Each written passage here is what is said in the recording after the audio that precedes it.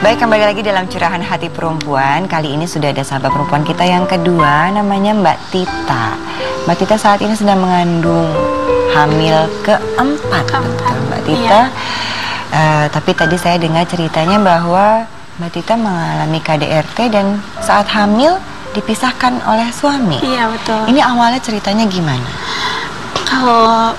Karena dari awal menikah memang dari pihak suami nggak setuju. Bahkan waktu akad nikah sampai resepsi itu orang tua dari suami nggak datang.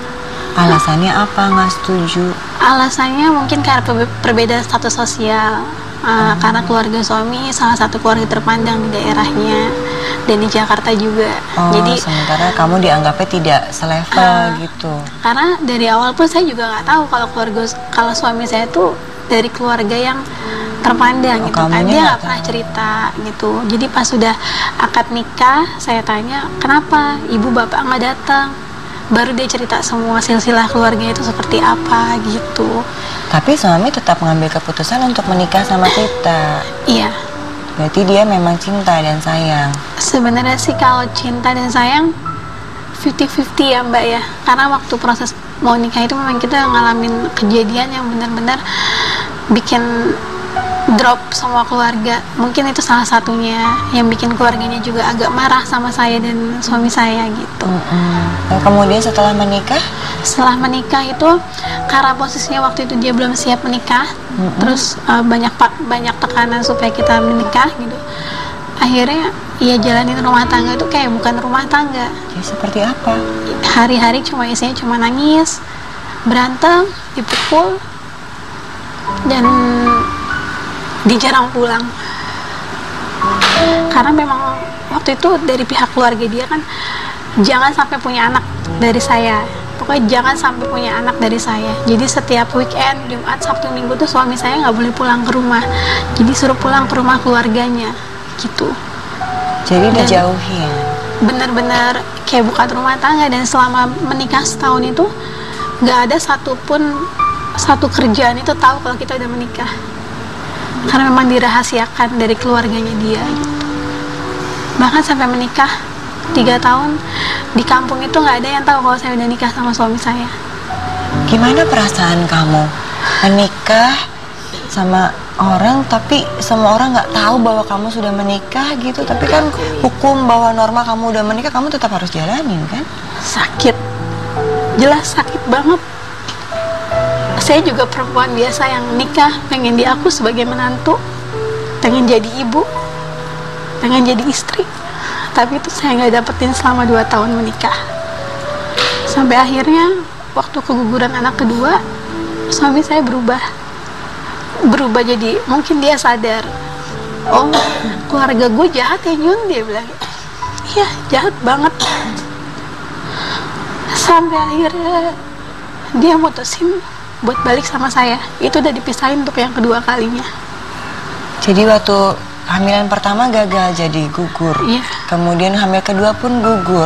Itu digugurkan atau emang karena fisik nggak kuat? Kalau yang pertama digugurkan. Karena? Dulu saya hamil di luar nikah. Dan dari pihak suami itu nggak mau kalau sampai dia tanggung jawab nikahin saya. Tadi kalimatnya bahwa dari pihak keluarga suami nggak boleh kamu punya anak dari suami kamu, betul. Gitu ya. Waktu keguguran anak kedua pun tuh posisinya saya sedang pisah sama suami saya. Jadi waktu itu suami saya kita baru pisah sebulan. Saya udah hamil 3 bulan. Terus saya keguguran. Suami saya tahu, dia ke rumah sakit. Terus mungkin di situ dia mulai merasa kehilangan yang namanya anak gitu kan. Setelah keguguran 1 bulan, bulan Februari, mertua saya datang ke rumah. Di depan keluarga saya, dia nyuruh saya sama suami saya cerai. Terus saya bilang, Bu, waktu saya keguguran kemarin, gak mungkin saya tiba-tiba langsung minta cerai sama suami saya. Apa kata orang nanti? Saya bilang, nikah pun juga baru 1 tahun, Bu. Aku bilang gitu. Ibunya terus ngomong, kamu kan udah janji minta cerai, harus cerai pokoknya, Bu. Pokoknya dia ngotot harus cerai. Di situ saya marah. Itu yang meninggal tuh darah daging ibu loh, cucu ibu, bukan siapa-siapa, Bu. Tetap dia ngotot nyuruh saya cerai. Akhirnya saya di situ mulai berani ngelawan sama mertua saya. Tadinya saya sama sekali takut sama mereka. Di situ suami saya sadar dan ibunya disuruh pulang. Akhirnya dia balik lagi sama saya. Sampai kejadian tahun ini. Tahun ini kejadiannya apa? Ya, dia diambil lagi sama keluarganya. Diambil lagi tuh gimana sih kan? Maksudnya suaminya Mbak Tita kan pasti udah dewasa ya, bisa mempertahankan diri sendiri. Maksudnya diambil tuh diculik kah, dipaksa pulang atau gimana? Waktu kejadian malam itu dia diambil di depan orang tua saya, di depan keluarga saya.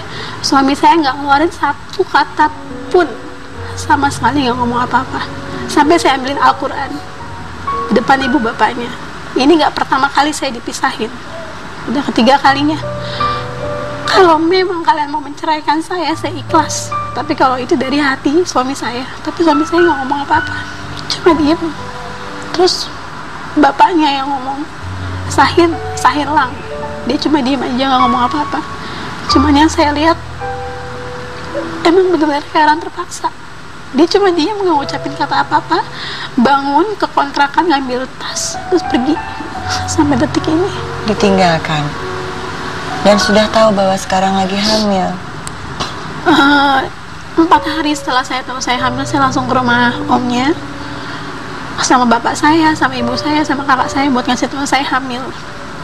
Dan jawabannya yang saya terima cuma satu dari bapaknya dia, buat saya pernikahan kalian nggak sah karena saya nggak datang saat itu. Saya di situ benar-benar saya langsung ngomong, nggak mungkin lah penghulu di Indonesia itu bodoh ngasih surat nikah kalau memang pernikahan saya nggak sah. Saya bilang, saya nggak peduli kalian nggak mau tanggung jawab sama anak, tapi paling nggak tolong hargain anak saya. Sudah cukup lah ya kemarin-kemarin anak saya jadi korban, jangan jadikan ini korban lagi. Itu aja. Dan ini sudah hamil yang keempat. Semoga ini bisa berjalan dengan baik janinnya. Amin. Apa harapannya Tita? Cuma satu, saya manusia biasa yang punya kesabaran yang ada batasnya. Saya nggak mau anak saya ikut menderita. Hampir 5 tahun saya dibuat menderita sama mereka. Keluarga saya, termasuk mama. Saya cuma pengen mereka sadar. Saya nggak minta macem-macem, cuma tolong jangan hilangin status anak ini, itu aja. Baik. Saat ini mungkin Tita sulit ya untuk bisa bicara dengan keluarga suami ya. Sama sekali nggak ada akses. Nggak bisa ngomong, nggak bisa. Dan tanggal 20 Maret kemarin saya nekat. Ibu saya nggak tahu.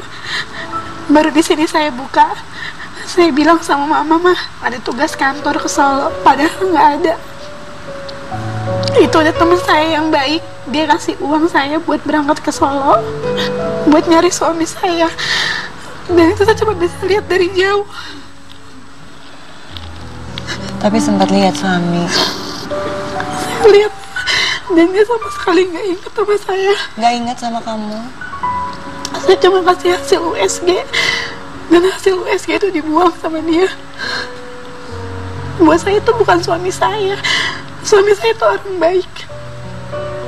Dia sayang banget sama saya, dia perhatian banget sama saya. Baik.